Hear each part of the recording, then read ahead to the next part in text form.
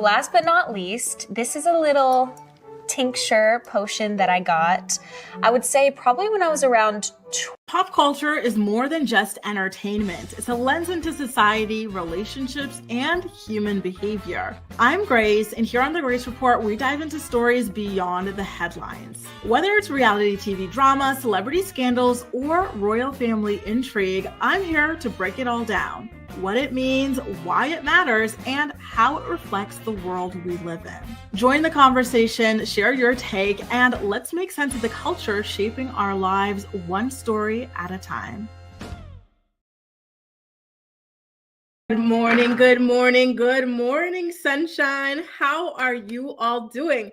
There's this new feature that came out for StreamYard today, and so that's why I'm looking over here because I'm starting to see you guys' comments pop up live. How cool is that? Do you guys see all of your comments here? Love it. So sorry I wasn't able to come online yesterday, you guys. I got sick. Oh my God. And so I was just sleeping for the entire day. I thought I could get up, like do some things, but look, honestly, I slept the entire day. And today I went to the grocery store. I got myself some oranges, lemons, ginger, and then I put in some, what do you call this? Curcuma. I put in turmeric and things like that, cinnamon, just trying to make like super, super healer, whatever kind of thing. So hopefully by tomorrow I will be good as new. Holy cow. Leah says, good morning, Grace. It's so rare I can catch you live. I always tell my hairdresser how much you love my red hair. Oh my God, I love that. Truly, truly, truly, I love red hair. It is just the most beautiful color ever. And to those of you who are asking if I'm feeling any better, definitely better than yesterday. Yesterday, I could hardly keep my eyes open for more than a minute, but still not good as new. I have been going crazy with just like these wellness things and whatnot. So I'm really, really hoping that they kick in. Lord have mercy. It's not fun to get sick, but the weather has been just so up and down, just so extreme and whatnot. And so it's hard to keep up, to be honest, for the body to know, what season are we in? 1 second is summer, then it's fall, then it's winter, then it's spring, then it's summer again. It's too much, right? So here's hoping that things get better. So nice to see all of you guys here. Simski, Gala, Paprika, Cami, Ronnie, Angela, Milan, Jess, Jessica, Luz, Venetia, Tadisha, Acacia, Monica, Carl and the Chaos, Angie, Ashley, YouTube Addict, BR, Leah, Ashley, Star, Quetta, Monique, Milan, Adriana, so nice to have you all here. I'm really, really looking forward to sharing today's big stories with you guys. And you know what? I am obsessed with spinach in this moment. I have been just stocking up on spinach. I did a good spinach and pineapple smoothie yesterday. And today I'm going to make spinach, put it in the blender with an egg, and then make a wrap and then put meat and stuff in it. I'm so excited for that. That's going to be my dinner.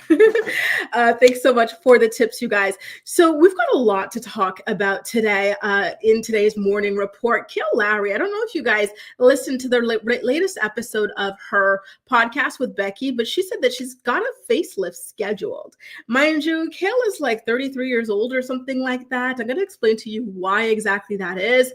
We've got some more information about Kid Cudi being set to testify in Diddy's trial. And then, of course, we got to get into the weirdness that was Justin Bieber and Hailey Bieber as well. That was a big, big story that I wanted to discuss with you guys yesterday. And I was so frustrated about not being able to, to pull it together to film. But, I'm looking forward to talking about it today. Catelynn made some very alarming comments on social media about her daughter, Veda in particular, and how she feels about not having Carly in her life. We've got an update on Fist Brown and him being released on bail, and lots more, including Ashley from Love is Blind, who married that trifling pathological liar. She did a podcast interview with AD to kind of break her silence and clear up certain things, lie about certain others. So we're going to get into all that and more today. If you guys find yourselves enjoying today's episode of the Morning Report at any moment, please don't hesitate to go ahead and give it a thumbs up. Okay, so why don't we start with the Diddy of it all? I'm seeing people flowing in, which is really, really beautiful and really lovely. but I know it typically takes a while. So we're going to start with this, and then we're going to get into the Kail facelift story. You guys seem to be really, really curious about that. And I'm not surprised because she's rather young to be getting a damn facelift, right? Like, it's just so shocking. But anyway, we'll get into that. So let's start off with Diddy, you guys. So Kid Cudi is expected to testify this week. So it's either today or tomorrow in the trial. And then on Tuesday, Cassie Ventura's mother testified that in 2011, Diddy demanded $20,000 from her. And he was doing this as an act of extortion when he found out that Cassie had started a relationship with Kid Cudi. He really wanted to just go ahead and just ruin her life, essentially. He threatened to release some sort of an X tape of her, and she showed an email in her evidence for what she was claiming as well. And so in the email, Diddy, well, actually it was Cassie who was telling her, listen, Diddy is threatening me. And by the way, all of this went down just before Christmas. So imagine this, it's Christmas Eve. You've chosen out all the gifts. Maybe you're wrapping some last minute gifts. Like, maybe you're, I don't know, some people even celebrate Christmas on Christmas Eve, right? Like you got some family friends with you and you get this email from your daughter and it's saying, listen, this demon that I've been dating, he's threatening to release a tape of me if you do not pay him $20,000, right? So something like that comes your way and you don't have that kind of money to be throwing around. So Cassie's family actually had to go and mortgage their house in order to come up with this money.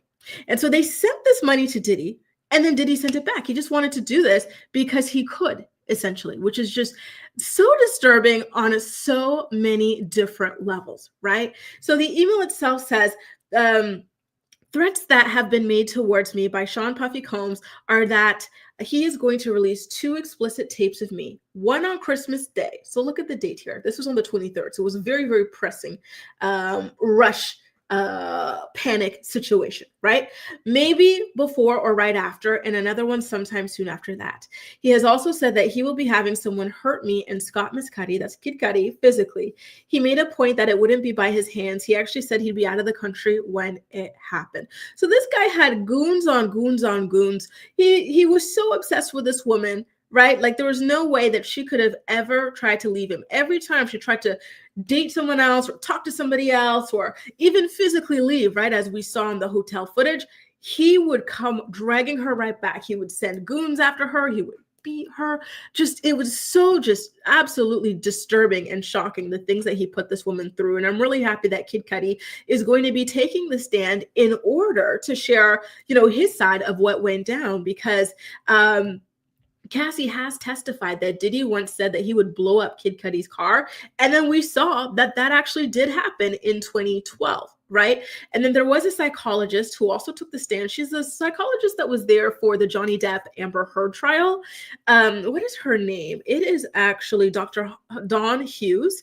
And so she's going to be talking about why victims, or she already did, yesterday, why victims often stay in these sorts of relationships, right? Like if you haven't been in one of these or you haven't been educated on the dynamics of them, it's a very common question that people ask, but she really laid it out to explain to people why exactly that is. And so I'm really happy that they had somebody there to kind of, get that perspective out there. Oh, Lord have mercy. Oh, Christmas Eve is your birthday. What's it like having a holiday birthday like that? That must be so fun and interesting, Tanya, good morning, Tanya. Nice to see you. Good morning, Kahara. And I'm so sorry I wasn't there. My daughter graduated from the 8th grade. You have a daughter in the 8th grade? Girl, wow. Congratulations to her. Amazing. Congratulations. I love that. Congratulations. That is so cool. How did you guys celebrate?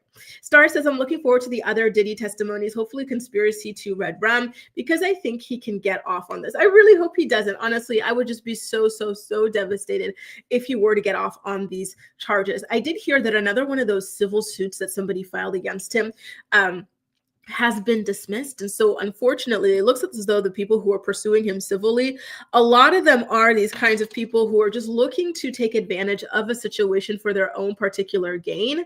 And, I really hate that. right? I'm disgusted that they would do that. There are real victims here, but then when people do things like that, it takes away from things that real people have actually gone through here.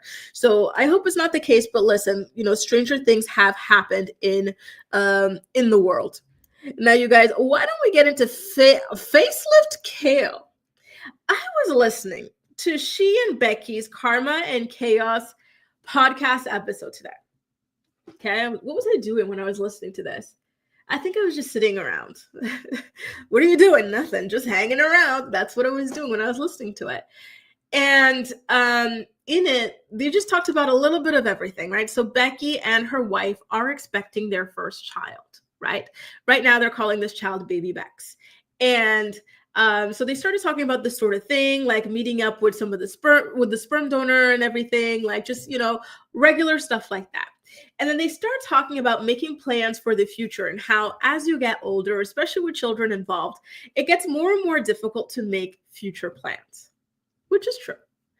And so they kind of like joked. Becky made this joke like, oh, like, do you like, well, what if we schedule right now to see each other August this at this time? And then Kail says, oh, no, I can't schedule anything for August. I'm getting a facelift in August. I said, a facelift? She's so young, right? Why would she need a facelift? And so she says, so you know how Kail, let me see if I have a good photo that would illustrate this for you guys. So Kail has spoken about this for quite a while now, right? Just being a little bit insecure about her lower third. So like her chin, jawline area, because she stores a lot of fat there. She has had like a liposuction procedure done on it. So sorry, I'm going to be flipping through photos to try and find one that's like accurately representative of what I'm talking about here. So then some of these photos are so old, you don't really see it, right? So with age, more children, like weight yo-yoing and whatnot, it has become more pronounced, right? So give me 1 second. Let me go dig it up. I have one that would really show you. So she's been insecure about this for a while, right? She has gotten procedures on it, but nothing has really stuck. And so she's finding out that this is just a genetic issue in her family, that people just have these kind of like heavy jowls and these kinds of double chins, no matter how thin they get. And so she has decided to take care of it by going and getting a facelift. And so she didn't specify that it was like a lower facelift, a this, a that, or anything like that. She just said facelift. So I am a little bit concerned that she's going to do the top half of her face as well. So this is a photo that would be a little bit more, accurate to what it looks like lately, right? Even though this is still an older photo. So this is something that she has already planned to do. The deposit has been paid. The date has been booked, and it's going to be happening in August. I imagine that she is going to be doing content surrounding this as well. So stay tuned to see how all of this turns out. Tanisha says kids or no kids, having a facelift at 33 years old is crazy. I agree. It seems like a lot, right? Raven says, what the F? I know. It is very, very surprising because this feels incredibly dramatic, right? I don't know that I believe that this is the situation, to be honest with you. I don't know that this is the only option that she has to take care of this issue. I feel like there have to be 1,000,001 other things that you can try before going to this level, but I don't know. Right? Ray says she didn't go to the right doctor. If it's back, that's what I'm thinking as well. Because if you had already gotten it done, right, the fat would typically be gone. And then maybe you go back and you do some kind of like a laser procedure to tighten up the skin. That way you don't have this issue anymore. So I'm actually quite surprised to hear that she hasn't gotten some sort of a laser procedure or something like that in order to kind of tighten up the skin. Because it is true that, like, yes, sometimes when you get liposuction or whatever, you have loose skin, right? Because your skin is so used to having that fat there, right? So they typically recommend that you get some kind of like laser procedure or something like that in order to kind of like fix the barrier. But here's the thing though, it is true that when you do liposuction, the fat can come back, right? Like if you're not living a healthy lifestyle to maintain weight loss or, the calorie deficit that you're supposed to be in, typically doctors tell you, do not do liposuction if you're not going to stay within like 5 pounds of the weight that you're at now. And if you're not at that weight, like try to diet to get down to that weight, because it's such a delicate procedure, right? And so we already know that she had gained a lot of weight since the first time that she did it. And so I do think that maybe she could have even just gotten a second round of it and then stuck with like a certain healthier lifestyle to make it work this time around. I don't know. I find it to be a little bit dramatic, but we'll see. And it's kind of ironic because not too long ago, she was on TikTok, was it? Crying.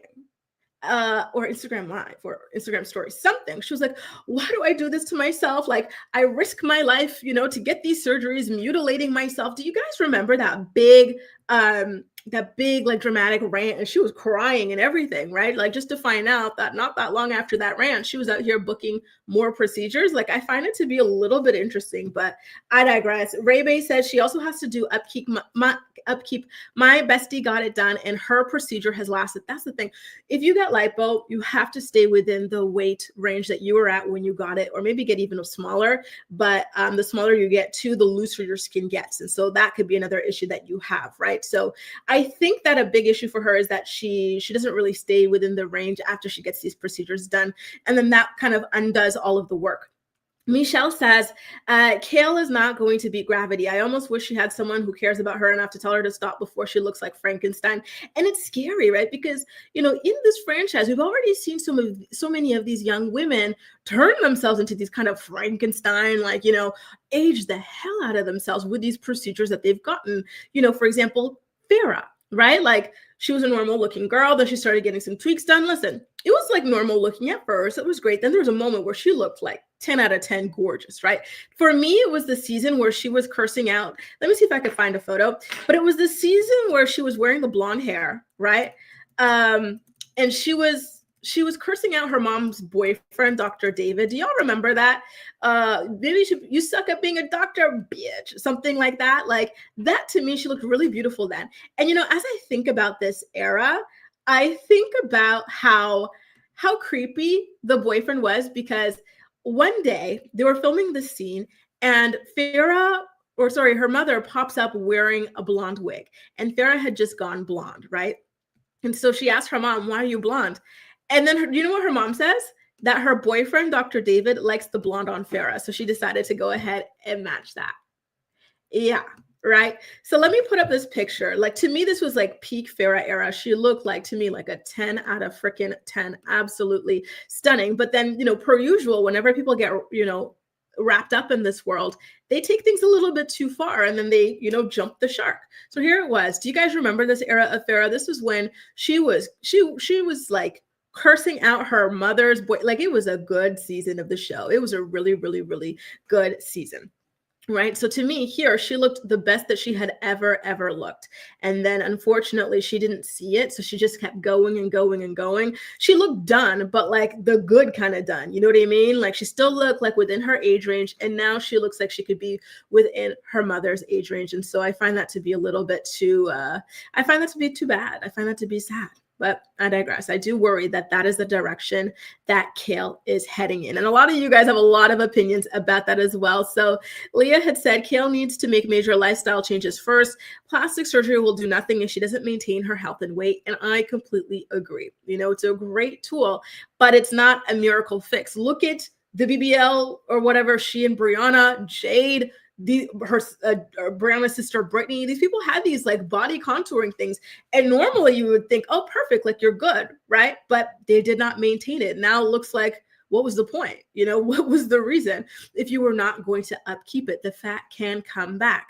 Allie says she has way too many kids, way too many daddies in her life to go under the knife constantly. And I agree. These are major operations that she is subjecting herself to for very vain reasons, in my opinion. Like, I do understand wanting to get fixes, this, that, and the other. But again, if you're not going to maintain them, living a better lifestyle, healthier lifestyle, or anything like that, what is the point, right? Bree says, why would she get that neck tat if she's going under the knife? Oh, good point. Did you guys remember that? She just got this neck tattoo. And so if you're getting this kind of lipo to help with your lower third, they might be pulling some of this stuff up. Not lipo, sorry, facelift. Don't they pull some of this stuff up and stretch it? Oh, what happens if it's a neck tattoo? Oh, wow, Brie, you are on it. You are on it. On it. Is it very projected? Because I didn't notice that. I thought it was like perfectly in line. Like he says, maybe because she looks like her dad. It's one of the reasons she wants a facelift. But then she'll look like her dad with like a facelift. Because she's already had so much filler and Botox and stuff, and she still looks like her dad, you know? So I don't know. Is this going to help? I don't know. Paprika says she will always be miserable because she does not take care of her health. Surgery can't fix lifestyle. And I agree. It's your lifestyle. Your lifestyle is going to make all the difference. It really does. Good morning, Kelly. Nice to see you. Good morning. Oh, how do I say this? Antonica? Did I say it right? Antoineka? Yes, Antoineka. Good morning. Good morning. Good morning, Cindy. Hopefully she doesn't go the Farrah route. I really hope that she doesn't as well, you know, because the Farrah route is not the route that you want to go down, right? I thought, OC says Farrah didn't look good there. Damn, I thought she looked so beautiful, but Raven does say that Farrah looks good. Raven as well. Jess, oh, look at that. Okay. I thought I was going crazy. I was like, did she not look good? I thought she looked absolutely beautiful in that photo. And Angela says that Kail needs to stop for her children's sake. And you know what? Like, it's a big risk. I got to be honest with you, right? All these kids, very young kids, her body has gone through so much back to back to back for the past like 6-7 years, you know? It feels like tempting fate a lot. Give me a second, you guys. I have to sneeze, okay?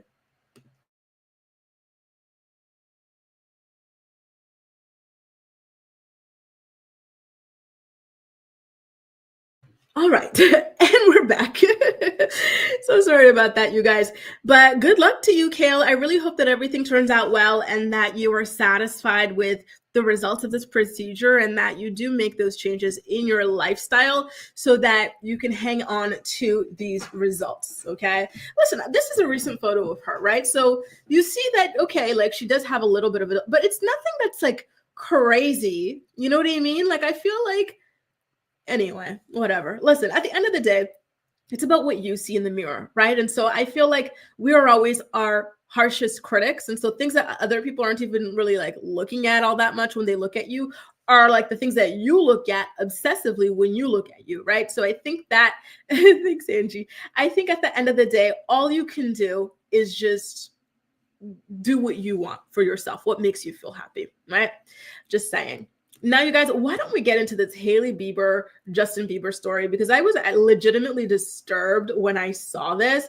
So Hailey Bieber landed the cover of Vogue, and her arch nemesis, Justin Bieber, decided to neg her in his quote-unquote celebratory post of her getting the cover. Like, just look at how pathetic this is, okay? Good morning, anonymous female. Good morning, Linda. Justin had shared the photos and said, yo, this reminds me, when Hailey and I got into a huge fight, I told Hales that she would never be on the cover of Vogue. Yikes, I know. So mean. For some reason, because I felt so disrespected, I thought I gotta get even. I think as we mature and realize that we're not helping anything by getting even, we're honestly just prolonging what we really want, which is intimacy and connection. So baby, you already know, but forgive me for saying you wouldn't get a Vogue cover because clearly I was, keyword, sadly mistaken. He's pissed that Hailey is doing well. He does not like this woman. In fact, I genuinely think he hates this woman, and it's kind of scary. Sometimes, you know, you are sleeping with the enemy, right? I feel like most women have been in at least one relationship where you wake up one day, you go, you know, I think this guy actually hates me because something's off here, right? Like this is just a weird way. Justin is always looking for ways and opportunities to tear Hailey down, right? And it's weird. For example, Mother's Day just passed, and this was Hailey's first ever Mother's Day as a mother. What did Justin Bieber do? For the first time ever, he could have posted this anytime ever, right? When he was celebrating his mom or something like that. No. But when we're celebrating, or not we, but they're celebrating Hailey Bieber's first ever Mother's Day, what does he do? He goes online and says that Mother's Day sucks and is overrated. There you go, right? Everything that celebrates Hailey or has to do with Hailey is a chance for him to crap on her. And I find that to be so sick, twisted, and evil. Okay. And the whole, oh, I was sadly mistaken. I thought you'd never get this. He never even like said anything positive. If you reread that thing, all he says is, hey, I told her she would never get this. Sadly, I was wrong. I want love and intimacy. What does any of that have to do with Hailey and her accomplishment? You know what I mean? Like, it's so weird. So he caught a lot of heat for this weird ass caption, so much so that he had to ultimately go and change it. And when he went and changed it, he couldn't even apologize for crapping on Hailey's parade and her accomplishment, right? All he put was a shrugging emoji. So you want to open up a celebratory post for your wife with a shrug emoji, pointing emoji, heart whatever emoji, and the happy, like, why can't you just say I'm happy? I'm proud of you. All these things, you know, why does it have to be this way? Like, this is so freaking weird. I do not understand it. And another thing that he likes to do to like bring her down is to dress like crap for her event, right? So she's got this company. It's called Road Beauty, I think. And she's been doing really well with it. She's had a lot of really big launches and whatnot. And she comes dressed to the nines. I'm remembering an image in particular where she's wearing the most beautiful red dress, dripping in diamonds. And next to her is this bum with his sweatpants hanging halfway down his behind, right? And he just looks a damn mess. He does that all the time. Hailey, I'm sorry, he does not like you. Ladies, you got to look at the way these men are treating you.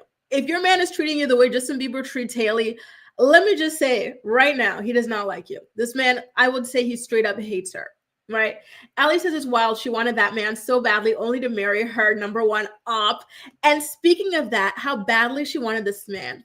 There's this thing that she did recently, this video or whatever, that I want to share with you guys because she's really playing, she's never going to beat these stalker allegations, right? So, take a look at this video and just keep in mind how often this man shows her that he hates her guts and he does not support her.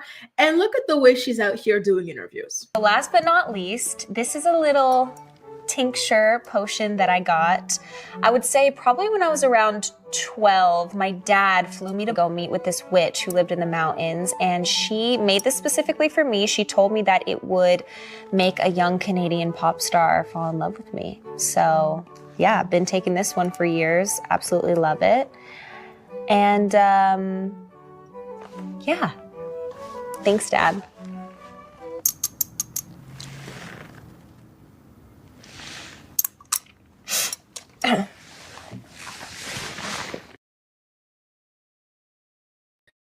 So imagine that your husband, who very clearly hates you and is so proud to let you know publicly at every single given opportunity, and you're running around, you already have this reputation of having stalked his ass, and you're doing these like interviews like, oh, I went to the mountains of Brazil to get these potions to get this guy to fall in love with me. Brujeria for Justin?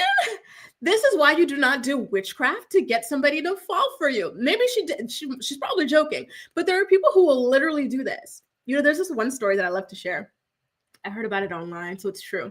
But there's like this, like, not a rumor, but like there's this long-standing kind of like myth or whatever that certain ladies in certain places, shout out to Louisiana, they period pasta or something like that to like make a man like, you know, stay with you or whatever, be obsessed with you. There are people who talk about honey trap spell. Like there's so many spells that you hear about people doing to get people to like be with them or whatever. And then they come back and they share these crazy stories of how these people treat them like garbage. They won't leave them either. They're trying to leave these people because they're realizing that, listen, this is not worth it. This is not all it's cracked up to be, right? I'm not being treated the way I wanted. I thought I wanted this, but I don't. But the person becomes unhinged, obsessed, stalker. That is the dynamic that this relationship kind of low-key gives, right? That maybe she did some kind of like witchcraft to get this guy to be with her or something. I think it's the stalking, right? But the guy does not want to be with her. Like, I don't know. The whole thing is weird. They're both weird. It is weird that she accepts this, and it's weird that he does this. Because what do you, Justin, get out of treating your wife this way? Right? And you, Hailey, what do you get out of being treated this way? Like, they're both so strange to me. Truly, truly, truly strange. Right? And I'm with you, Kambule. Like, she was so desperate to be like, this is what you wanted? Come on. It's so weird. You already have such a terrible reputation, right? People think of your marriage, no offense, but as a bit of a joke, right? And you go and you do these interviews and you're proud of that. And the way this guy just like keeps on kicking you and like spitting on you in public, that's crazy. That's crazy. Acacia says he's still waiting on Selena. The spell didn't work. A says she's not joking at all. Ali says I would go so fast to that witch and ask for a refund.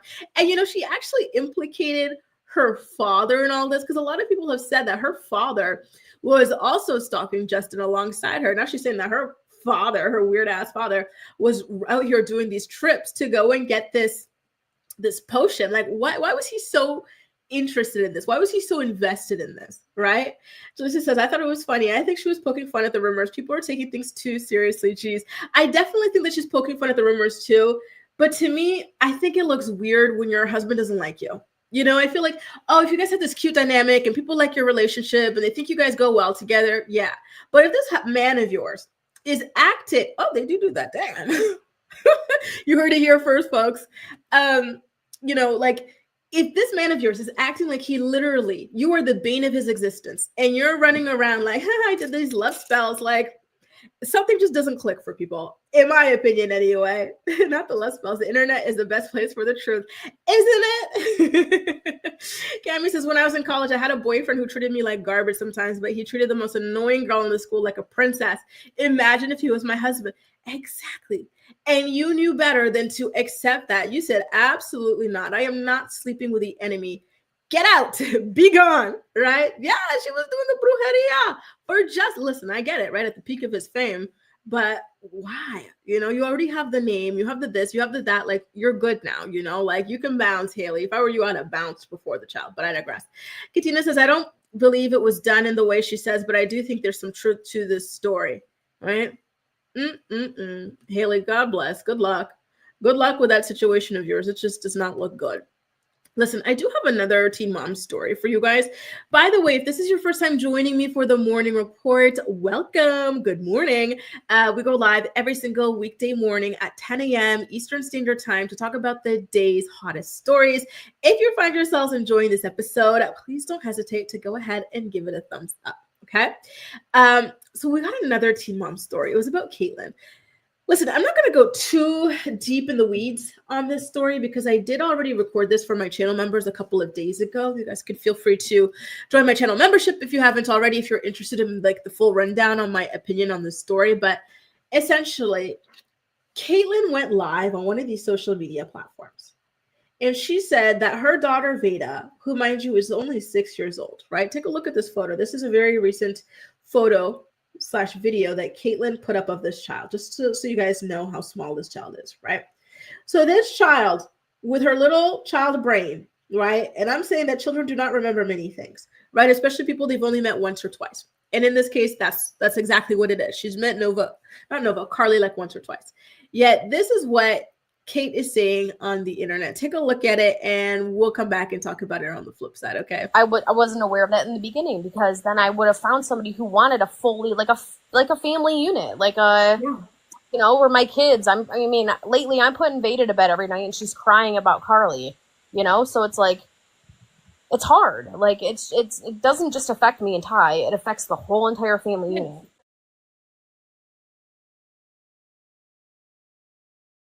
So there you go. Now she's putting it out there that apparently Veda, who is only 6 years old and who I think has only seen Carly one time in the past several years, apparently this girl is crying every single night over Carly. Catelynn, I am very, very sympathetic to she and Tyler. You guys already know that, right? However, they're not doing themselves very many favors with the stories that they've been putting out lately, the stuff they've been saying on social media and whatnot.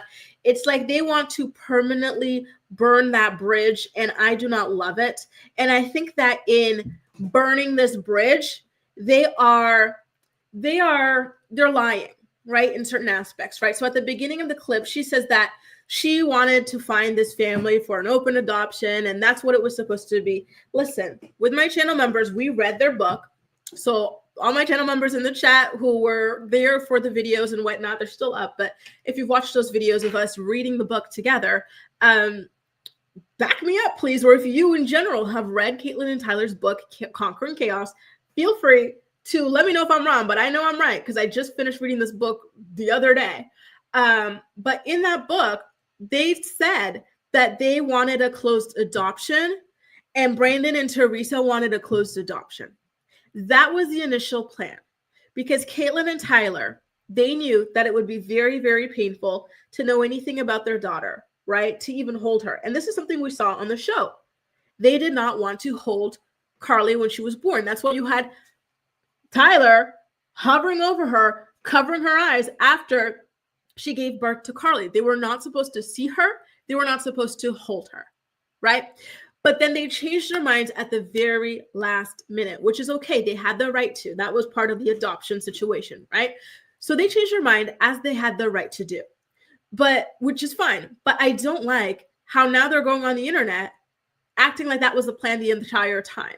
No, Brandon and Teresa were very flexible with them because they wanted a closed adoption, just like Catelynn and Tyler wanted a closed adoption, right? And then they agreed to change that at the very last minute for Catelynn and Tyler, right? So again, Veda is a very young girl. She's only seen Carly maybe one time. And I don't even know if a child this small can remember meeting somebody one time, right? And the idea that she's crying every night, to me, that means that there's something inappropriate going on with the way that they speak about Carly to Veda and to the children, right? It feels like they are projecting their own pain and trauma, very valid pain, very valid trauma. But in my opinion, it's inappropriate to be projecting it onto your children, especially your young children, your 6-year-old, to a level where she is crying herself to sleep every night over this. I think that's it's a little bit much, but maybe I'm wrong. Y'all let me know. What do you guys think? Nikki says she's so dramatic. Isn't she? Like, what is this, honey? Hey, Jazz. Wasn't it such a good show? Thanks so much. I really, really loved it. Honestly, I hope I could do something else with them again. I hope you liked it.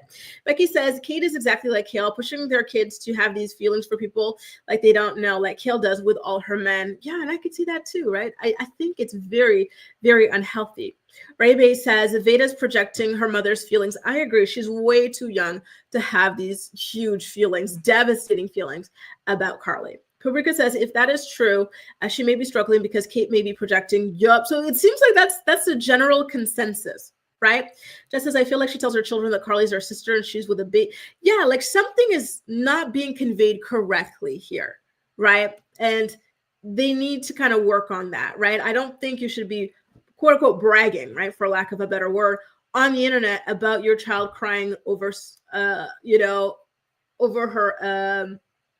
So listen, actually, this is a question for you guys, because, I never had to talk about it in this terms, right? So let's say your family adopts a child, right? And you're a sibling, right? So this is my adoptive sister. What if your family has a child, but the child is adopted out to another family? Is that still your adoptive sister? Or what is that? Just your biological sister, right? Like, I don't know. The bridge is on fire. What bridge is on fire?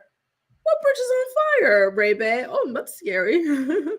Michelle says, how are these small kids carrying this heavy burden of the loss of a sibling? By all rights, they should not know. What are Catelynn and Tyler saying daily to cause this? Exactly. I think that something inappropriate is happening there, and this should be something that sets off alarm bells for Kate. This is not something for Brandon and Teresa to fix. This is something for you and Tyler to fix. And again, I'm very sympathetic to them. I think they were done wrong, but this isn't okay, and this is not normal. Ali says they wanted to close adoption. Yup. And then they needed a massive pivot at the last minute. Exactly.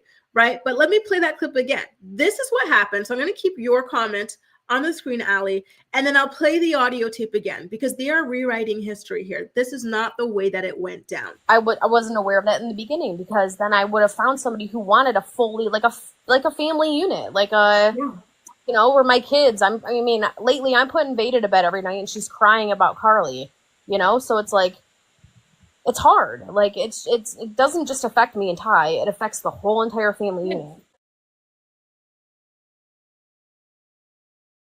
There you go. If I had known, this is what I wanted from the beginning, an open adoption. No, it's not.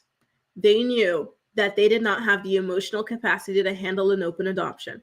So I actually think they should have gone with their initial instinct. They knew from the very beginning, right? And I think that that's normal, that they did not have the emotional capacity for an open adoption. And I think that they should have respected that. Because now look, right? This is a very, very unhealthy dynamic that needs to be handled like yesterday. Actually, you know who I usually forget about, as you know, as far as their kids are concerned? It's Raya. Like I in my head, they only have 2 kids, and then all of a sudden Raya will pop up out of nowhere. I'm like, who the hell is that? So you have the exact same take on Kate that I do. I can imagine the heartache of being separated from your child, but chill, right? Paola says, yes, they never even wanted to lay eyes on Carly. You see, they've completely rewritten history here. Tia says, oh, we're matching Tia. They talk about Carly just about 24/7. They probably had her crying. Do you think they still have that Carly blanket too? And like that whole thing is like weird for the children as well. Like it's just so much. Abigail says, I feel like that's such a lie. I think they're trying to like make Brandon and Teresa feel guilty and whatnot, but what do you want from them, right? Like they upheld their side of the bargain, right? To adopt your child, raise her in a home, you know, a stable home, this and that. She seems to be living a good life from the stuff we've heard. You know, they tried to do the visits, but then things were just not working out. So they put their boundaries in place, right? And I really think that the OnlyFans thing, you know, maybe one day they were out on their porch. What do they drink in the Carolinas? Sweet tea. They were drinking some sweet tea on the porch. And then all of a sudden they open like their Twitter or their Facebook or something. And Tyler's booty cheeks are out in a red thong, you know, and these are very conservative, like not about that at all. And so they're finding out that this man is posting nudes on the internet and his wife's his pimp, you know, like I think that made them uncomfortable. I think that that was the final straw for them, right? Thanks, Jen. Nice to have you here. Ronnie says Catelynn needs to go back and listen to herself. She's trying to rewrite history. Yes. Sorry, you're so upset. You can't change decisions made. Exactly. They need to go back and read their book. Kit Kat says, oh, now you're making me hungry. I'm supposed to be cutting out sugar. And then here you come, calling yourself Kit Kat. With all the therapy Catelynn and Tyler have had, you would think they would have healed by now, right? Or learned at least to handle things better, because this is just not it. Acacia says, I could see the older daughter saying this. Exactly. Nova, maybe, right? Because she's an older age. She's seen Carly, you know, more frequently and whatnot. She's heard about Carly for longer too. But Veda, 6 years old, stop it. Stop it, right? Kate's definitely reaching with this one. Oh, Lord. This is a good question, by the way, right? Sammy says it's projection, right? I love the color of your bikini, by the way. I love a neon bikini. Yes. Katina says, but what did she mean? Who wanted a family unit? She chose people who wanted a family unit. She doesn't want to co-parent with Catelynn and Tyler. Well, that's the thing, right? Like, that's not really what adoption typically is. Like, it's, you know, it's not like an episode of Real World where they adopt the child right on paper and then you all move in together in a house and you know, live your best life together. No, like they're just so sorely mistaken on what adoption really even is, right? Morelli says, I agree, Grace. Sometimes like they may be having conversations or showing emotions in front of her and sadly it's affecting her. It's too much, right? Way too damn much. They need to chill. This is getting too obsessive and it's, I'm actually quite alarmed. And I'm nervous that Brandon and Teresa are going to like file a cease and desist. They might go legal here, you know, and although I would hate to see things go to that place, right? Because once things go to that place, it's irreversible, right? The damage and whatnot. But I think that the stuff that Catelynn and Tyler have already put out there publicly, and I got to tell you guys this, I don't know how I got on this algorithm because I don't even use Facebook like that. But I was on my Facebook this morning and there's this like teen mom page and it was posting a bunch of photos of Carly, right? Which is already not something you should be doing, right? And then in the comment section, you see so many of Kate and Ty's warriors, you know, talking about how Brandon and Teresa are behind these leaks. They're selling these things and like they've just villainized this couple so horribly, right? Maybe, you know, I don't know if this girl's on social media. They probably don't want her to see that either. Like, what were Kate and Ty thinking with this, right? Like, it's just so stupid. And mind you, like, he's like topless, right? And doesn't he have a Carly tattoo? So imagine you're seeing your dad on the internet in a thong, a red thong at that.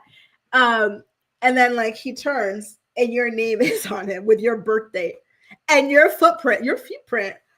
How dare you? This is what you're using my feet print for. What was I saying?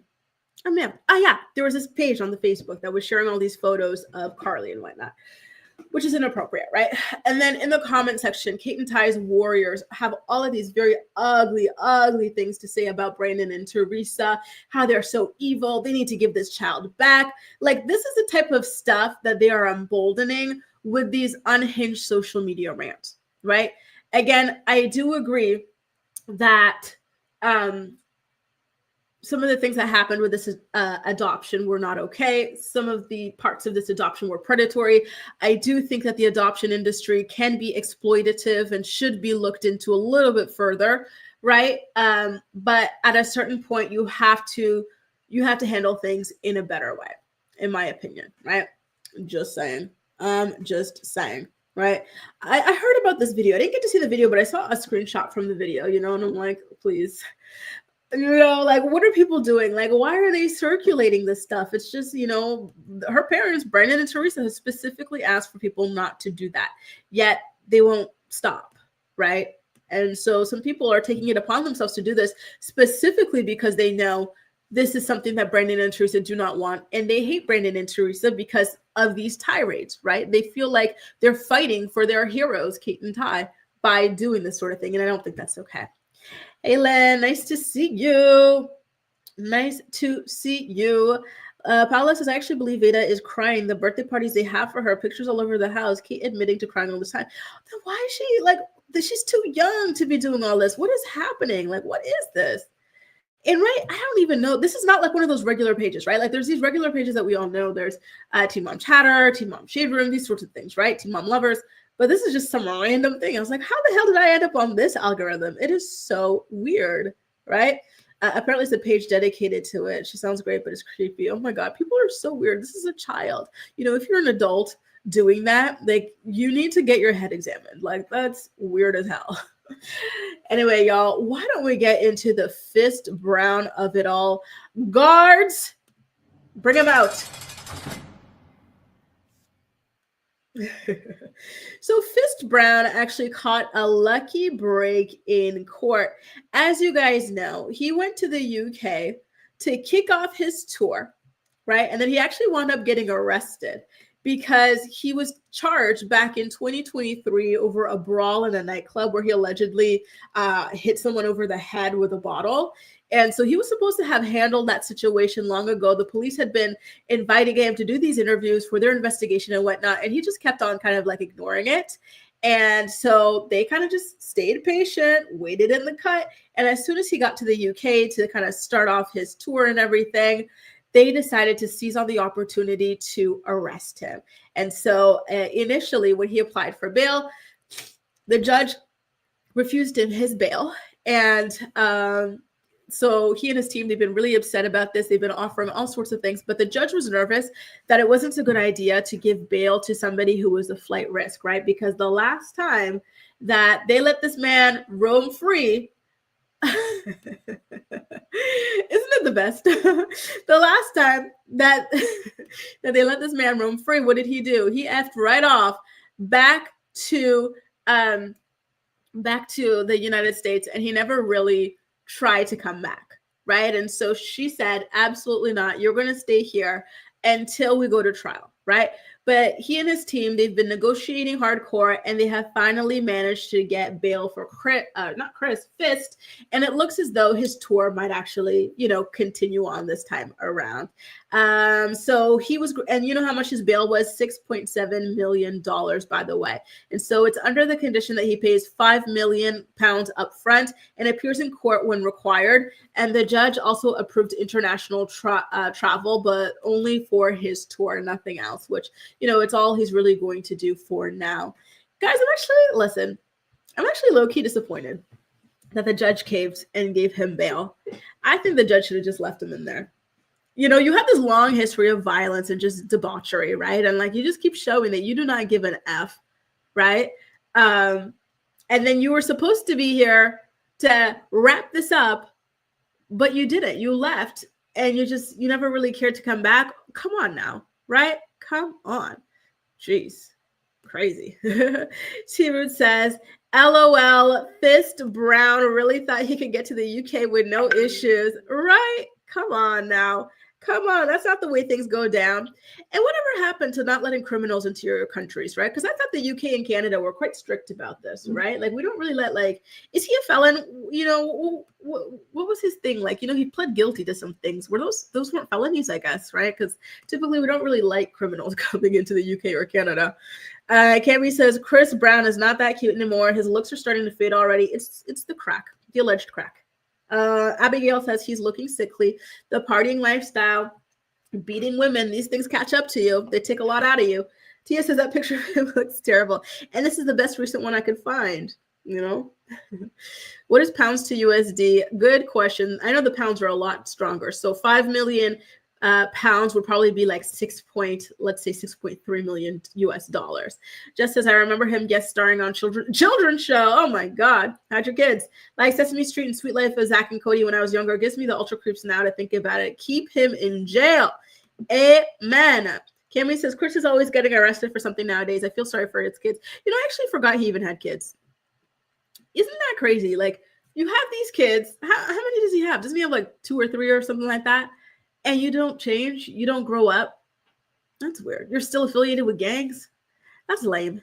That is so lame. Can we talk about how so many gang members are homophobic? But I think like being in a gang is probably one of like the most homoerotic things you could ever do in life. Just pledging allegiance to other men.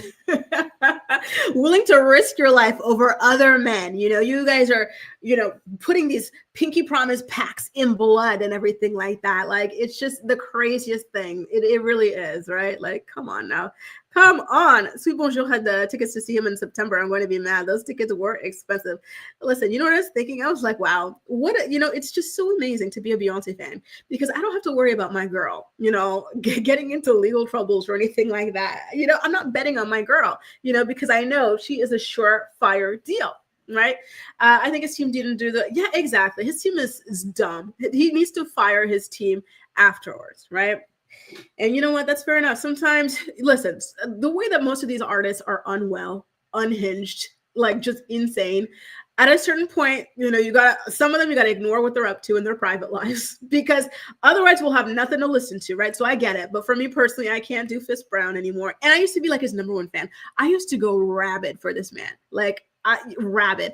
I will have to, you know, next time I go back to Canada to my parents' house, I will have to find pictures of myself from when I played like basketball because I used to, and it's so embarrassing. I used to have this jersey, right? And on the back of my jersey, hang on, this is so embarrassing. I have to muster up the courage. On the back of my jersey, it would say Breezy, as in Grace Breezy, because I was so obsessed with this man. Like, I want to cry with just the cringe of how obsessed I was with this man, right? And just so, like, I had an email address, like, you know, I was really, really, really, like, a huge fan of this guy, right? So, oh my goodness gracious. So he's got 3 kids, and he's still a mess like this. Good luck, Fist Brown. You know, please change. Please grow up. Please drop your gang friends. But I know you can't. You can't leave the gang life. Unfortunately. In regards, we're done with him. Back to the cell he goes. Or actually, wait a minute. He's free now, right? So that was the freedom cell. You know, now we're not going to use the cell sound effects for him, I guess. Now, why don't we get into the Love is Blind story, right? So you watched that season of Love is Blind, right? The one where Tyler and Ashley got married and just how everybody was just like, no, don't do it. Like, he's terrible. He lied. He hid these kids from you and everything like that, right? Well, they got married nonetheless because unfortunately, Ashley is the type of girl that is desperate to be married, right? Attends, give me 1 second. Je suis en rendez-vous. She wanted to be married. Didn't matter to who, didn't matter if the man is dead or alive. This woman wanted to be married, right? And so even though she found out before they got married, unfortunately it was after the engagement, but fortunately it was before the wedding, she found out that this man had hid children from her, and she still decided to go ahead and marry him. Granted, she did not know the extent of his lies, right? Because he said that it was just this sort of like surrogate situation or whatever, but later she would find out that it was not just a surrogate situation. Like the first one, yeah, sperm donation, sorry. But the second one, no. He was banging that woman like a screen door in a hurricane to conceive those twins, right? And so it was just such a huge explosive thing on the internet. So, she got a lot of heat for it, which I'm not surprised about, especially with the way that she kind of disregarded the children. But there's something that pissed me off a lot about this controversy is that people started getting more pissed at her than at him. He's the liar. He's the one having these kids he cares nothing about, right? He's the one who went on the show knowing that he had no reason being on the show. Yet everybody started going in on this girl all the time, right? Hang on one second, you guys. Give me one quick second. My guard dog is out to protect me. The Morning Report is brought to you by Philo. Watch your favorite shows and movies from over 70 different channels, including MTV, TLC, WeTV, and more for only $28 a month. Get a free trial today by clicking the link in the description box of this video to get your free trial up and running. Are you looking for the perfect skincare products for women over 30? Look no further than Ruthia. Ruthia is a skincare brand born from love and made for parents. Their flagship product, the Resilience Cream, delivers clinically proven age prevention benefits such as average 14% wrinkle reduction after 4 weeks. So that's one thing that I didn't like. But I think that unfortunately, first of all, we already know a major reason why that is, right? Misogyny and internalized misogyny as well. However, another reason for that was because, she did a lot of speaking out, right? Like he was kind of laying low, letting it all blow over and whatnot, but she was doing the circuit, doing a lot of interviews about the situation. And so when you're the person who is extremely visible in a controversy or whatnot, you're the one who is going to get the majority of the heat and the majority of the blame and whatnot. And so I think that was like a critical mistake that she had made when it came to handling this entire situation. And a lot of people had tried to help, tried to say, listen, maybe you should allow for him to speak for himself, right? Because at the end of the day, this is his mess, this is his choice, his decisions and whatnot, right? However, desperate Ashley, right? And mind you, look at her. She is absolutely beautiful, right?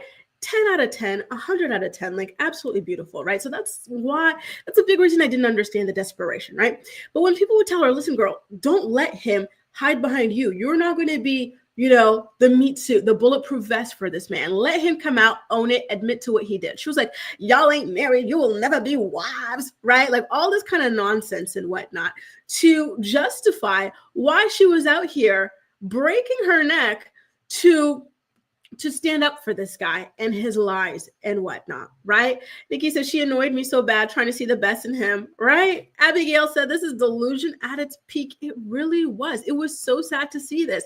So sad. But you know what? I think that as painful as this experience must have been for Ashley, it was a much needed experience for Ashley because Ashley had this very warped and just, kind of like sad, almost pathetic. It's a strong word, but it's kind of pathetic view of marriage, right? And so when she first came on the show and they were doing the thing to introduce the contestants and whatnot, she's like, I want to be the first person in my family to get married and stay married. Like looking down on her mother, her aunts, the women particularly in her life who have chosen to get divorced, right? I don't think that there's any shame in getting divorced personally. Sometimes that's what you got to do. If you're not being respected, if you're not being valued, you need to divorce. Oops, how did that get here? There's no shame in it, but like that was her introduction to talk down on her own family members who made the empowered decision to seek a divorce when they found that their spouse no longer was contributing to their happiness, right? And then whenever she would talk about dating, this, that, and the other, she was just talking about how she's been flipping through the sale rack, these are clearance bin men and this and that, just trying to find like a crumb of a decent-ish, which listen, it can feel that way dating, especially as you get up there in age, I'm just saying. But nonetheless, it's just this energy of extreme desperation that she was giving off like this entire time that I think I hope this experience taught her, listen, it's not about just being married for being married, right? It's not all it's cracked up to be. It's not going to solve all your problems. It's not going to give you the self-worth that you're trying to find in that. Like, just calm down, be happy with yourself, right? Abigail says it's always the most beautiful girls, and it's true. They have to act like this over the most dusty, crusty men. Exactly. Like, Ashley, I'm sorry, but you were doing all that over him? Like, did this guy even have like a proper job, a proper life and everything like that? Like, she had it all going on. She was the dime piece and she was doing all this, right? For what? For what? Lucky says, nah, Ashley's a bird. People were standing up for her until she started caping for Liler, I should say, yeah, and calling those kids sperm donor kids. For her and AD to come for Black women not supporting them, get out of here. And that's something that kind of irritated me about this interview, is that I felt as though, and I typically like AD and her podcasts and her interviews. However, for this particular episode, I felt as though she was not prepared. I felt as though she mainly came here to suck up to Ashley. Give me a second, y'all. Let me clear out my notes.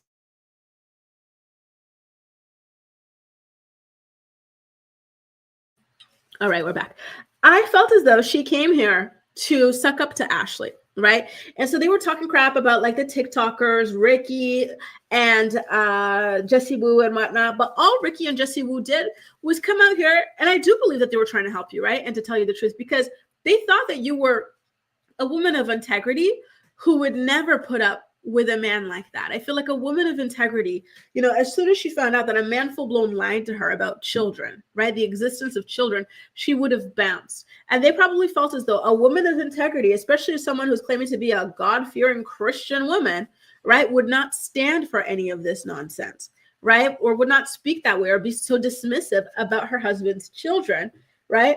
But they were acting like those women were the devil, and all they did was come out here, give her all the information, right? And then she acted as though she didn't know all this stuff heading into the reunion, but that's a lie. This stuff came out prior to them taping the reunion. So they taped the season a year before we see it. However, the reunions are typically taped like as we're watching the show, right? And so by the time we were watching the show and finishing it up, all the information had come out already, right? It actually came out before Tyler copped to having children in that one episode on the series. So she knew about this stuff heading into the reunion. However, because she was on a podcast with a woman who was not prepared, she was able to lie and claim that she didn't know about it. But that is not true. So now she says that she begged him for the truth before the reunion and asked if she was sleeping with the enemy, and he claimed to have told her the truth, right? I gotta ask you guys, what kind of personality disorder is this? To go produce children with somebody, completely lie about it, and just not give a damn about these kids and whatnot. Like, is this sociopathy? Is this psychopathy? Is it narcissism? Is it like some kind of detachment issue? Like, you know, if you guys were to diagnose this guy, I know we can't, but like, what would you, because I feel like I always have to compartmentalize behaviors in people. So I'm having a hard time trying to compartmentalize and like give a label to this kind of behavior. It's very scary behavior, but unfortunately there are a lot of people like this in life, right? So you have to be really, really careful when you are dating and whatnot, right? Because some people out here are absolutely dangerous, and Tyler is one of them. No, Rebe, it airs on this like platform that I do not have. I have Hayu, I have Philo, and Amazon Prime, Netflix, but not that one. So I'm not able to watch it, unfortunately. But I heard it was lit. Like he says, Ashley and AD didn't learn a damn thing, and that podcast episode proved it. And I agree, unfortunately. I really hoped that, you know, she would admit fault and she would show some sort of contrition and growth. But no, she was very defensive. But I got to be honest with you. I do think that sometimes when you feel like everybody is coming at you, you know, and like not giving you like grace or anything like that, like it is easy to be extremely defensive, right? And so for that reason, I have to like, you know, give her a certain level of grace for that. Because I feel like if I were in the same situation, like I would have a hard time, you know, really being vulnerable with people when I feel like people are kind of like out to get me. I think that that's what she feels, even though it's not true that people are out to get her.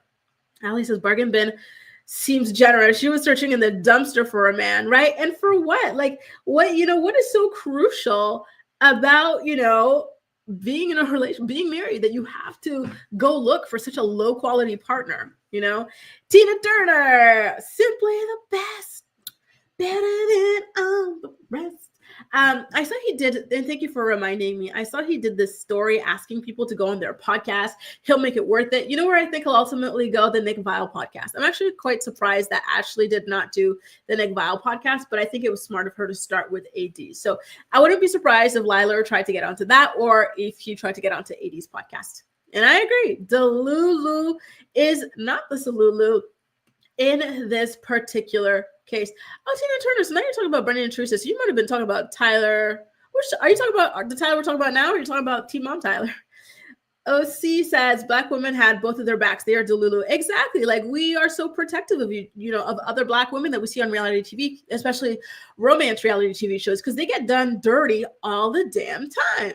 Teresa says, apparently being single is a disease. One of my friends is thirsty for a man, and it's her whole personality. Oh my God, that's so sad. Listen, it reminds me of an ex-friend I had. Remember the ex-friend I tell you guys about sometimes? The one who likes to date married men, and she's on her second one, married men with children. Like, really? Like, this is all you have? Like, this is your only option in life? Like, what is wrong with some women, right? Is Lila a Libra? Listen, I hope not, because I typically like Libras. I don't know much about Libra men, but I like Libras in general. Like he says that Lila is a sociopath for sure, right? I wouldn't be surprised. Jen says, I diagnosed him with ain't shitism. D-Root says it's all of the above. Tia says his baby mother exposed him and she still chose to marry. She married him. What? That's crazy. That's absolutely crazy. Listen, I wish I could watch it, but I pay for so many streaming services. I can't keep up anymore. Is that Paramount Plus, Peacock, or something like that? Like, I don't know why they keep splitting these things.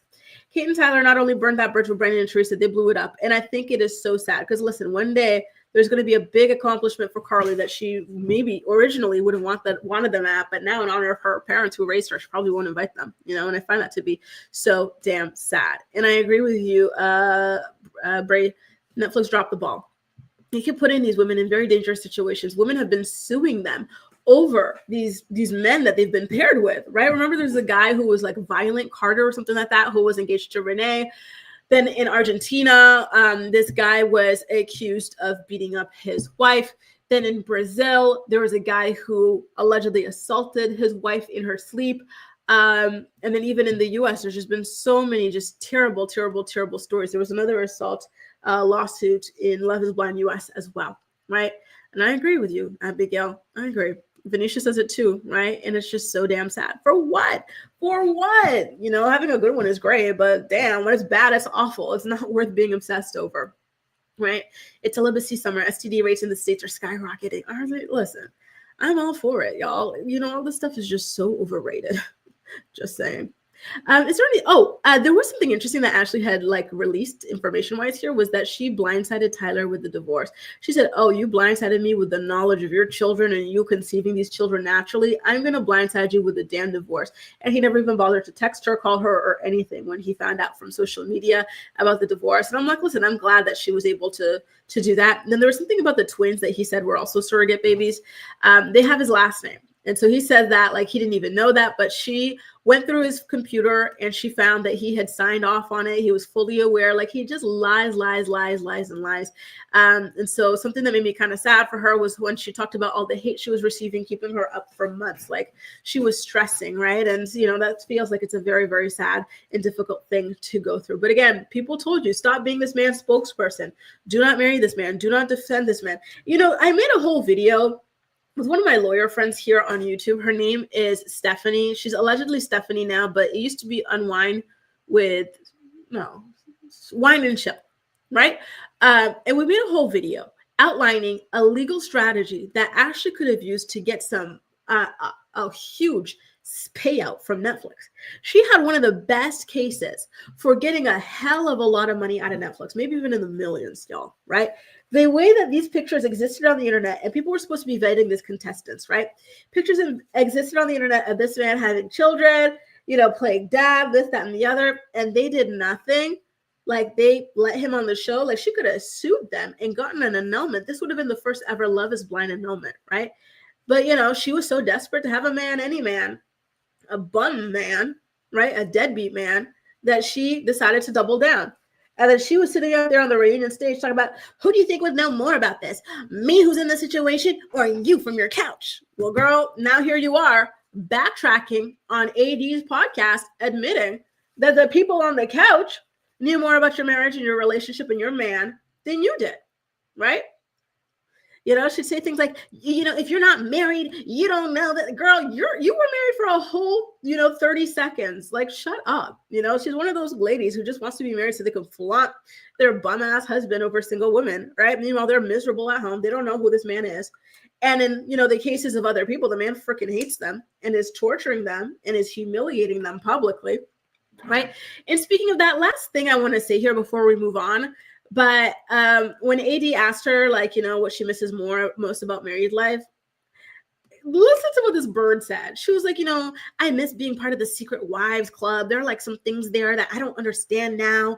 I won't understand anymore now that I'm like not married. Like, I felt like I got more respect at work and stuff because I was married.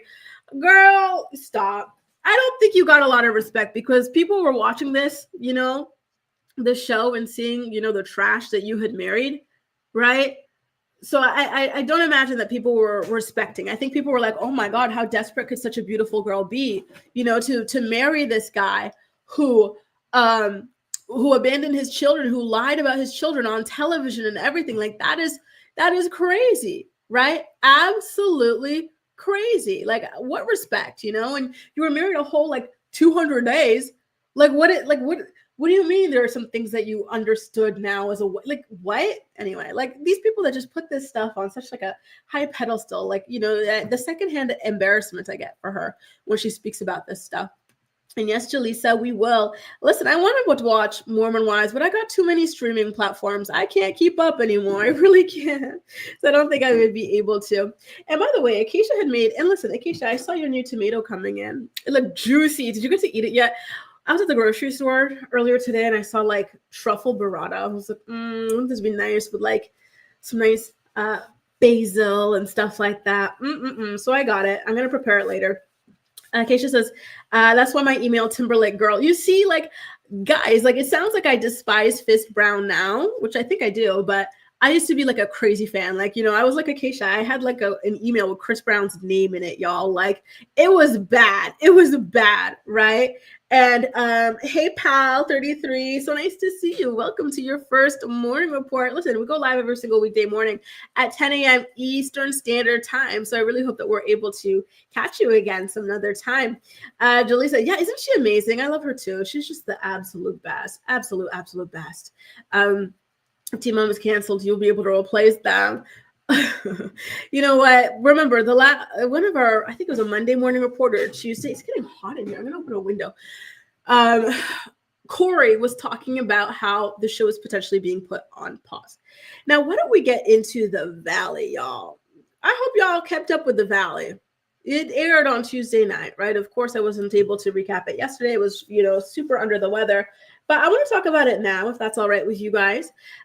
So the episode picked back up with the argument over Danny passing out drunk. And people are still upset that his wife did not throw him under the bus, did not, start talking him with everybody else. And it's just so ridiculous. Jasmine, Brittany, like, shut up.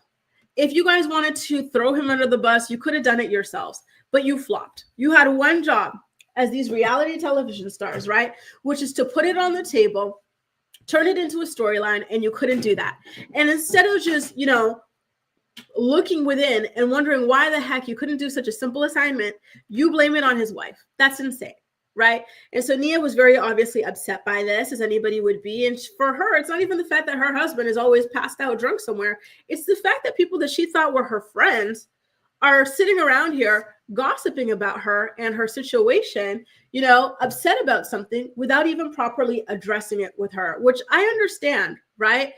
Because they keep saying, oh, she's hiding things. You guys didn't ask her if her man was drunk. When y'all finally did, she said, yeah, he's drunk, now what? And y'all just sat there looking stupid. So what do you mean she's hiding? She didn't even have the opportunity to hide anything because y'all didn't ask her anything. That was so dumb. Right?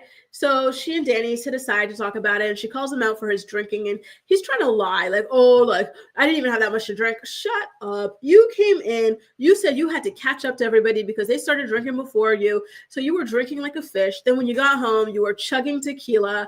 Like, you had a lot to drink. So stop it, right? So I'm glad that she like held him to task there, right?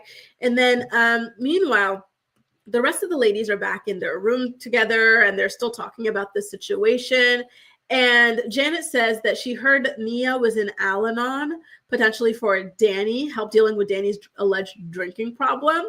And this has really pissed off the Valley's viewer base, right? Because the key word in Alcoholics Anonymous is anonymous, right? You're not supposed to talk about who is in these meetings and whatnot, right? So if it is true that your alleged friend is in there trying to get help for dealing with her husband, why would you go and out her, right? That was not cool at all on Janet's part, right? Like I found that to be so damn sad. I really, really hated that for her, to be honest with you. I didn't think that that was okay to do. And I think she, like, do you think she did it like to be malicious, or like, is she like that oblivious? Y'all let me know.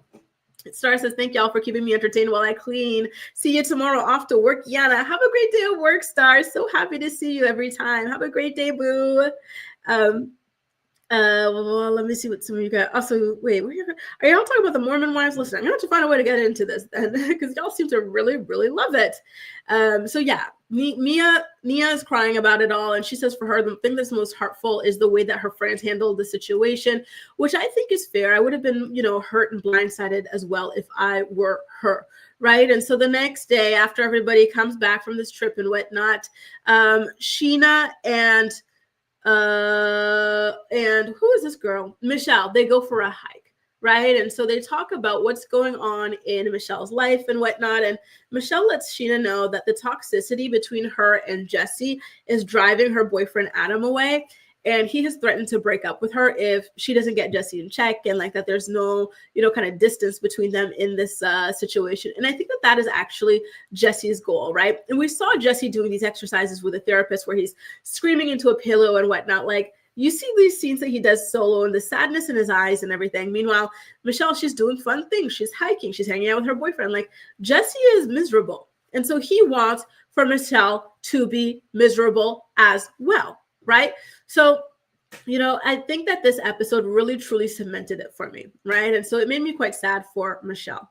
And so, after that, the next day, it's a time for dinner at Brittany. So Brittany feels bad for the way that she treated Nia at Santa Barbara. And so she hosts like an apology dinner. And I gotta say, everybody looked really chic. I especially loved Brittany's outfit. I love like when people dress like really preppy and whatnot. I loved Janet's top with the little cape behind it and everything like that. She looked very, very elegant as well. Like the ladies really brought it. No offense to Nia and Kristen, but like, listen, Nia, she's stunning. She's a 10 out of 10 as well, right?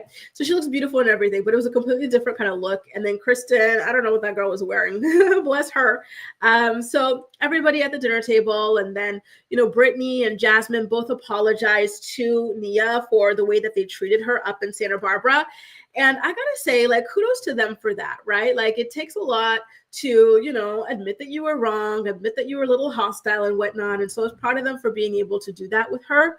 And then Jasmine brings up how she was triggered because the last time she saw Danny naked, wasted like that, he was harassing her and assaulting her girlfriend. Right. And so Nia acknowledges and says, listen, that was a really rough, low point in our marriage. We had to work a lot on that. And, I gotta be honest with you, it made me like wonder, does this man cheat on this goddess? I still do not understand how he pulled her, but the idea of him cheating on her, like, it makes me want to like fight for her. Like, what are you talking? Like, what? Because to me, like, someone that acts this way, like if he met a girl that was like interested in him, like a groupie or something like that, like, I think he would have gone all the way. If those two ladies, offered him a threesome or something, like he would have gone all the way, right? So if I were Nia, I would be looking at my man sideways because that's not okay, right? So she said they went to individual therapy, they went to marriage counseling to work through that, right? Then at this point, the girls, they accuse her of trying to be perfect. I'm like, when has Nia ever tried to be perfect? She just lives her life. She's got her husband, she's got her children. What does she do that is so different from everybody else? You know what I mean? Like, I don't think, like, I think to them, her life looks perfect, right? Because she's absolutely beautiful. She's got a husband. When he's sober, he worships the ground that she walks on, right? And he's, he treats her well and everything, right? And he listens to her. but maybe they don't have that. Janet's got a husband who runs around clubbing with his ring off, apparently flirting with other women. Brittany's got a husband who hates her guts, tells everybody she's, fat and ugly to him, right? Like he throws bar stools at her, right? Jasmine, I don't know what she's got going on in her life because they don't really show her like that. Maybe that's something that she's got as an issue. I don't know, right? So maybe to them, because of whatever they've got going on, just Nia's normal life, it can't be real. It can't be true. You've got to be faking it, right? I thought it was so weird. I think that this is something that you see very often. Whenever a woman is extremely beautiful, smart, accomplished, right? And she's, in a loving relationship and whatnot, it makes people's heads explode. It's too much. Nobody should be able to have all that good fortune. Like something's got to be fake here. Something's off. Like they have to nitpick and invent things to find a way to hate on the girl. And I truly think that that's what was happening between these girls and Nia, right? Listen, they're all cute girls, but I'm sorry. Nia is like a other level, a whole other level. That's what I'm thinking is the situation here. And then on top of that, she has this relationship dynamic that the girls don't have in their relationships, right? So I think that they're just trying to pull her down to like the misery with them. And then like something that pissed me off too was that she starts crying about like growing up poor and going through garbage for food, sleeping in her car and whatnot.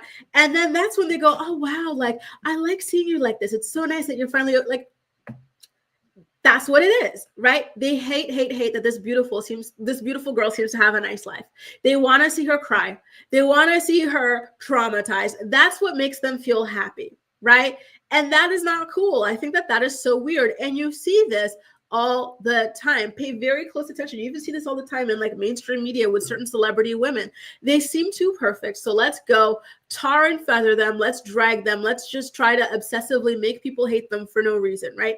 That's what this situation felt like, in my opinion. How do you accuse somebody of hiding things when they've never hidden anything, right? And so some of the examples that Brittany gave of Nia hiding things was, like she had the fight with her husband on camera. So how did she hide it, right? Like you didn't ask her if her husband was wasted. So how did she hide it? And then when you did finally ask her, you brought it to her attention. She told you he was wasted. So she didn't hide it, right? So anyway, this little hazing situation turned into a kumbaya moment. And then here comes Janet to ruin things by bringing up her alcoholic, rug-addicted ex. She said, yeah, I dated someone with these problems. So like, I can understand what you're going through with Danny. This obviously pisses Nia off. She's like, that's a very strong allegation to make. You can't just go and say that. Like, who told you he has a rug problem? What?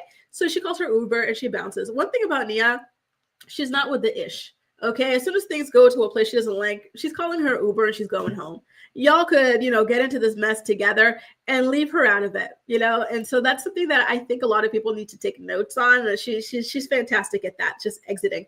And so it really looks like drinking, or Danny's drinking in particular, is going to be a central storyline this season, which I think is good because I do think it's something that they need to look into a little bit more. I think it is a little bit unhealthy. I listened to the podcast from Watch What Happens Live yesterday, and people voted that they didn't find Danny's drinking to be concerning. And I gotta say, I was disappointed in the audience. You have seen this man on this show. You've seen people talk about him getting wasted. Like, it's not just Jasmine and her girlfriend who have talked about this, but even the men, they've said that when this man drinks, he forgets who he is. He blacks out. He forgets where he is. And you guys don't think that's a drinking problem?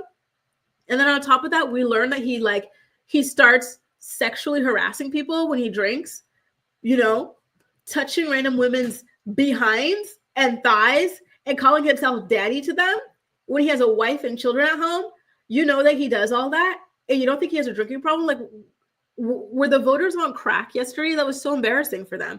Obviously, there's a problem there. He's hiding in pantries, drinking tequila. Come on now. Come on, right? It is so weird. In my opinion, he's got a problem. This is not normal behavior, especially not at his age. Just says them saying she tries to be perfect reminds me of girls in high school saying she acts stuck up. Exactly. Simply because they're pretty. Brittany is radiating jealousy. And I completely agree. All it comes down to is she's too beautiful. She's in a loving relationship. We're not. right? And listen, I think Jasmine's relationship is loving, but maybe at this point she was kind of getting antsy. Are we going to get engaged or not, right? They all have their separate battles in their relationships, right? And we've seen Nia's issues in her relationship, but that's what it felt like. All these girls are just pissed, right? And anytime you see Brittany's face when she's looking at Nia, she has this like angry, like weird look, hostile look in her face. She's pissed that her bogus relationship and marriage blew up in her face. Everybody told her to stay away from that man. Everybody told her that man was trash. Her father told her, her brothers told her, the whole viewership of Bravo told her boss told her friends told her, everybody told her, yet she still went into that relationship, and now she's mad. Please, she watched the show. She watched that man disrespect her over 6-7 seasons of the show, talk crap about her behind her back, right? Lie about her, all sorts of things, and she still went and married that man. And that's supposed to be Nia's fault, Making stupid life choices like that means that you're being so open and honest and whatnot, and someone making smart life choices is, stuck up or hiding things. Please. Brittany's mad. Exactly. Who would sell her out for a bunch? Exactly. Right. And she was pissed. Speaking of Jack selling her out, he spent all of season 1 exposing her drinking issues, right? And her excessive drinking. She was pissed about that. Why would my husband do that? So you don't want your husband to be snitching on you as his wife and how you drink too damn much.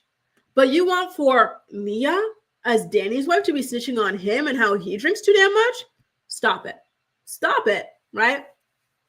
Maybe the audience were, exactly, that's what I'm thinking. Because ever since you guys, like, I drink maybe like 1 or 2 glasses of wine or something like that, typically 1, since like the beginning of the year. You know what I mean? Like maybe maybe 1 every month and a half or something like that. So ever since I really, really like stopped, like you watching these shows, I'm like, how the hell do these people drink so much?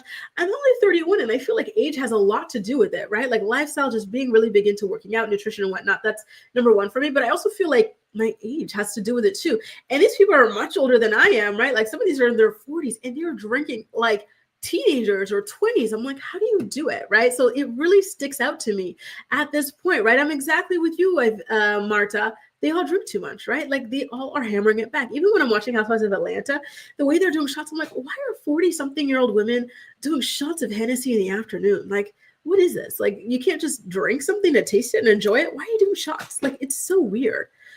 Anyway, why don't we wrap it up with a Kim Kardashian story? There she is. That doesn't even look like her, does it? Holy crap. So there she allegedly is in her backyard, accepting her degree or a certificate, I guess, because it's not law school that she did. She did a law program, right? So she spent 6 years studying the law. She was doing an apprenticeship with certain lawyers, including Van Jones and whatnot. And so she celebrated finishing this course or this program or whatever with a graduation for herself in her backyard. Her children were present. Her sister Chloe was present as well. And I think it's really sweet. And so her mentors congratulated her on all her hard work. They said it was a very inspiring journey. And they also congratulated her for the work that she does in order to help grant clemency for various incarcerated individuals and whatnot, shining a light on overlooked causes and everything, right? So Kim began studying 6 years ago. She completed over 5,000 hours of study, which is about 18 hours per week that she had been committed to.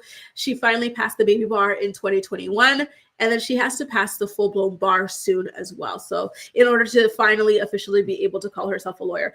Listen, I know a lot of people hate on her and her intentions with this and whatnot, but I have to say, what she's doing, in my opinion, is a great thing. She has used her influence to help free people, right? People who were supposed to be put away for life over, offenses that shouldn't, earn you a life sentence, right? And so she has used her time, her impact, and everything to help get these people freed. I don't understand how you can hate on that. Is she a vapid person? She can't be, but like when she does things like that, like, why can't we applaud her? You know what I mean? Like I was reading the comments section of like some articles about this and people were just so hateful. I'm like, for what? Like, you guys hate when celebrities take their money. They don't do anything to like, actually do anything besides shopping, right? Or whatever, plastic surgery or whatever, right? Like people always go, if I had that money, I'd go back to school. I'd do this. I'd learn this. I'd do that, and here she is taking her money, studying the law over 6,000 hours or however many damn hours, People are still complaining. You know, she's taking her money, her fame, freeing people from prison who should not have to spend life in prison, and people are still complaining. You really cannot win with some people, you know? Like, some people are just, oh God, like they just want to complain all the time, and it's just so to me. But I digress, right? Anyway, you guys, thank you so much for joining me for another episode of The Morning Report. I'm really happy to be back, and I'm looking forward to our final episode of the week tomorrow at 10 a.m. Eastern Standard Time. If you enjoyed today's episode, please don't hesitate to go ahead and give it a thumbs up, and I'll see you tomorrow. Bye, guys. Have a great day.